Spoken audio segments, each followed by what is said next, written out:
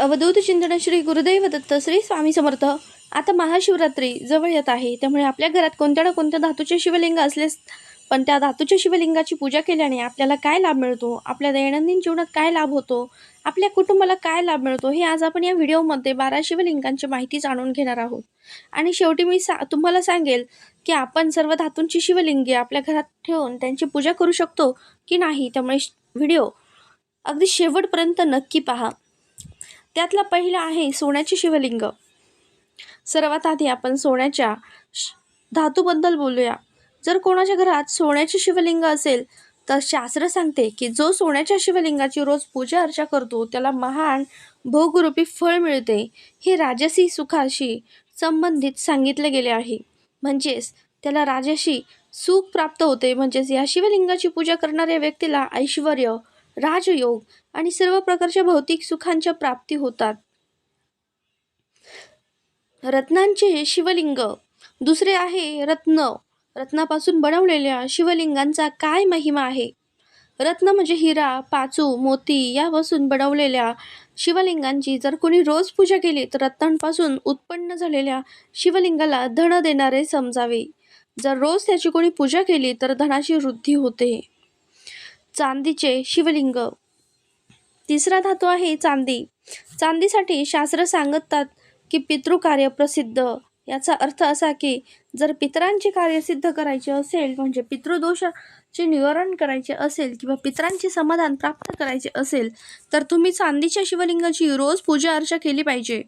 पितरांना चांदी खूप प्रिय आहे. पितृदोषापासून मुक्ती आणि मनाला शांती मिळवण्यासाठी या शिवलिंगाची पूजा केली जाते. काश्याचे शिवलिंग पुढचा धातू येतो कासे. जर कोणाकडे काश्याचे शिवलिंग असेल त्यातून यशाची प्राप्ती होते. शास्त्र सांगतात की काम तथा कास्य, ज्याला तेज, यश, कीर्ती प्राप्त करण्याची इच्छा असेल त्याने काश्याच्या शिवलिंगाची रोज पूजा अर्चा करावी. त्यामुळे त्याची यश, कीर्ती समाजात दिवसेंदिवस पसरत जाईल, वाढत जाईल. मातीचे म्हणजेच पार्थिव शिवलिंग. आता पुढचा प्रकार येतो माती, ज्याला आपण पार्थिव शिवलिंग म्हणतो, बरोबर ना. मातीचेही आपण शिवलिंग बनवून त्याची पूजा करतो, पण जेव्हा आपण मातीचे शिवलिंग बनवतो तेव्हा त्याचे विधान असे आहे की त्यामध्ये प्राणप्रतिष्ठा करावी लागते आणि पूजेनंतर लगेच त्यांचे विसर्जन करावे लागते. ते घरात ठेवले जात नाही. याचा महिमा शिवपुराणात वाचला तर पार्थिव शिवलिंगाचा खूप महिमा दिसेल. मी इथे तुम्हाला काही गोष्टी सांगते. मनुष्याच्या सर्व मनोकामना पूर्ण करण्यासाठी या पार्थिव शिवलिंग पूजेचे खूप महत्त्व आहे.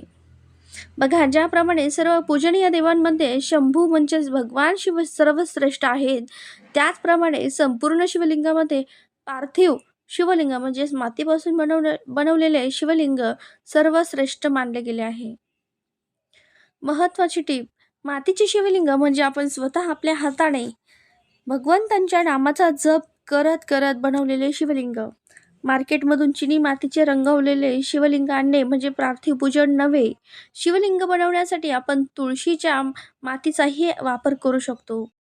शिवजींना तुळशीचा अजिबात वावडे नाही. जे लोक म्हणतात की शिवजींना तुळशीपत्र वाहू नये, त्यांनी शिवपुराण उघडून नक्कीच वाचले पाहिजे. शिवजींवर तुळशीपत्र किंवा मंजिरी अर्पण केल्याने ब्रह्महत्येसारखे पापही नष्ट होते. म्हणजे सर्व प्रकारच्या शिवलिंगामध्ये पार्थिव शिवलिंगालाच धन देणारे आणि श्रेष्ठ सांगितले गेले आहे. स्फटिक शिवलिंग. त्यानंतर पुढच्याच प्रकारचे शिवलिंग आहे स्फटिकाचे. शास्त्र सांगते की जो मनुष्य सुंदर पत्नी किंवा सुंदर जीवनसाथीची इच्छा ठेवतो त्याने स्फटिकाच्या शिवलिंगाची नित्य पूजा करावी. तसेच गृहस्थ जीवनात सुख शांती टिकवून ठेवण्यासाठी स्फटिक शिवलिंगाची पूजा करावी. स्फटिकाचे शिवलिंग ओळखण्याची पद्धत: स्फटिकाचे शिवलिंग कधीच गरम होत नाही. त्याला 5 ते 30 मिनिटे मुठीत पकडून ठेवा, ते थंडच राहील. प्लास्टिक किंवा काच असेल तर ती गरम होईल. पाऱ्याचे पारद म्हणजेच मर्क्युरी शिवलिंग. पाऱ्याचे शिवलिंग हे साक्षात भगवंताचे वीर्य म्हणजे सार मानले गेले आहे. शास्त्रांनी याला रसलिंग म्हटले आहे. असे म्हटले जाते की हजारो इतर शिवलिंगाच्या पूजेपेक्षा एका पारद शिवलिंगाची पूजा कोटीपटीने अधिक फलदायी असते. शास्त्र सांगते की हजारो ब्रह्महत्या किंवा शेकडो स्त्रीहत्येची पाप ही केवळ रसलिंगाचे दर्शन आणि प्रमाण केल्याने क्षणात नष्ट होते. पण हे शिवलिंग सुद्धा अस्सल असावे. तसेच आयुर्वेदानुसार आणि शास्त्रानुसार पारद शिवलिंगाचे दर्शन आणि त्यावर अभिषेक केलेले जल प्राशन केल्याने अनेक शारीरिक आणि मानसिक आजार दूर होतात. तसेच कुंडलीतील नकारात्मक ग्रहांचे दोष, विशेषतः शनी आणि राहू केतूचे त्रास कमी करण्यासाठी पारद पूजन श्रेष्ठच मानले जाते.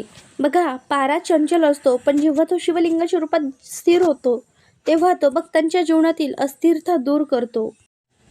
बाणलिंग, नर्मदा नदीतील शिवलिंग. यानंतर बाणलिंग. शिवलिंग म्हणजे नर्मदा नदीतील जे शिवलिंग प्राप्त होते त्याला बाणलिंग म्हणतात. याचा महिमा श्री शिवरहस्य ग्रंथात आढळतो. विशेषतः याला शुद्धीकरणाची, संस्कारांची किंवा प्राणप्रतिष्ठेची आवश्यकता नसते. पूजेच्या वेळी आवाहनाची गरज नसते. बाणासुराने नर्मदा नदीत हजारो शिवलिंगे अर्पण केली होती. शिवजींनी वरदान दिले की नर्मदा नदीतील हे बाणलिंग साक्षात माझे स्वरूप मानले जाईल. ज्याप्रमाणे गंडकी नदीतील शाळीग्राम साक्षात विष्णू आहेत, तसेच नर्मदेतील बाणलिंग साक्षात शिव आहेत. तांब्याचे शिवलिंग. तांब्याचा संबंध सूर्याशी जोडला जातो. जे लोक तांब्याच्या शिवलिंगाची पूजा करतात त्यांना समाजात मान सन्मान आणि प्रतिष्ठा प्राप्त होते. तसेच दीर्घायुष्यासाठी तांब्याच्या शिवलिंगाची पूजा करणे खूप फलदायी मानले जाते. पितळेचे शिवलिंग. पितळेच्या शिवलिंगाची पूजा केल्याने घरामध्ये सुख, समृद्धी आणि शांतता टिकून राहते. ज्यांना कौटुंबिक कलहातून मुक्ती हवी आहे त्यांच्यासाठी हे शुभ मानले जाते. हळदीचे शिवलिंग. हळदीपासून बनवलेल्या शिवलिंगाची पूजा विशेषतः कार्यात येणारे अडथळे दूर करण्यासाठी आणि विवाहितातील अडचणी सोडवण्यासाठी केली जाते. हे सौभाग्यदायी मानले जाते. वाळूचे शिवलिंग. ज्याप्रमाणे प्रभू श्रीरामांनी रामेश्वरम येथे वाळूचे शिवलिंग बनवून पूजा केली होती त्याला वालुका लिंग म्हणतात. याची पूजा केल्याने विद्येची प्राप्ती आणि आध्यात्मिक प्रगती होते. जरी ही सर्व शिवलिंगे प्रभावशाली असली तरी घरासाठी बाणलिंग किंवा छोट्या आकाराचे पाषाणाचे शिवलिंग सर्वात सोयीचे आणि श्रेष्ठ मानले जाते, कारण त्याची देखभाल करणे सोपे असते. घरामध्ये शिवलिंगाचा आकार आपल्या हाताच्या अंगठ्यापेक्षा मोठा नसावा असे शास्त्र सांगते. तर धातूचे शिवलिंग असल्यास ते दररोज स्वच्छ घासून पुसून मगच त्याची पूजा करावी. पण बघा, महादेवाची भक्ती ही केवळ विधीत नसून भावनेत आहे. तुमच्याकडे यापैकी कोणतेही शिवलिंग असले तरी ती शिवतत्वाची सेवाच आहे. आता काही महत्त्वाचे प्रश्न पाहू. शिवलिंगाची प्राणप्रतिष्ठा नसेल तर? जर तुम्ही शिवलिंगाची विधिवत प्राणप्रतिष्ठा केली नसेल तर शिवरात्रीच्या दिवशी प्रत्येक शिवलिंगात शिवतत्व प्रगट होते. त्या दिवशी पूजा सुरू केल्यास ती प्राणप्रतिष्ठाच मानली जाते. जर रोज पार्थिव शिवलिंग बनवणे शक्य नसेल तर घरी बाणलिंग ठेवा. जर काहीच नसेल तर आपल्या अंगठ्यालाच शिवलिंग मानून तुम्ही ध्यान आणि पूजा करू शकता. शिवपूजा ही निराकार भगवंताची पूजा आहे. बघा, घरात एकापेक्षा जास्त शिवलिंगे असावीत का? नाही. घरात एकापेक्षा जास्त शिवलिंगे कधीही ठेवू नयेत. मग ते विषम संख्येत असली तरीही एकच शिवलिंग निवडा आणि निष्ठेने त्याचीच पूजा करा. त्यातूनच तुम्हाला सर्व काही प्राप्त होईल. व्हिडिओ आवडला असेल तर आपल्या व्हिडिओला नक्कीच लाईक करा, शेअर करा आणि चॅनलला सबस्क्राईब करायला विसरू नका. व्हिडिओ शेवटपर्यंत पाहिल्याबद्दल मनापासून तुमची खूप खूप आभारी आहे. झालेली सेवा स्वामींच्या चरणी रुजू करताना व्हिडिओ इथेच थांबते. श्री स्वामी समर्थ.